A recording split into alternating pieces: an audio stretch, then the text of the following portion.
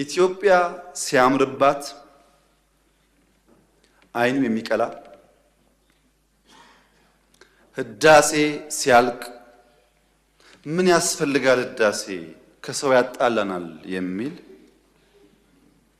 የባህር በር ጥያቄ ሲነሳ የሚሸማቀቅ የሚያፍር ደፈር ብሎ 130 ሚሊዮን ህዝብ ያስፈልገዋል ለማለት የሚተናነቀው ለኢትዮጵያ ጥቅምና ብልጽግና ከጎኗ መቆም መድከም የማይሻ የማይፈልግ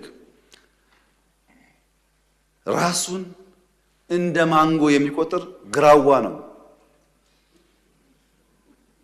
ራሱ ሲጠራ ማንጎ ይበል እንጂ ግራዋ ነው፣ መራር ነው። የኢትዮጵያ ደህንነትና ችግር የማይከፋው ከሆነ ራስን በጠራህበት መንገድ ብቻ ሳይሆን በፍሬ ትታወቃለህ።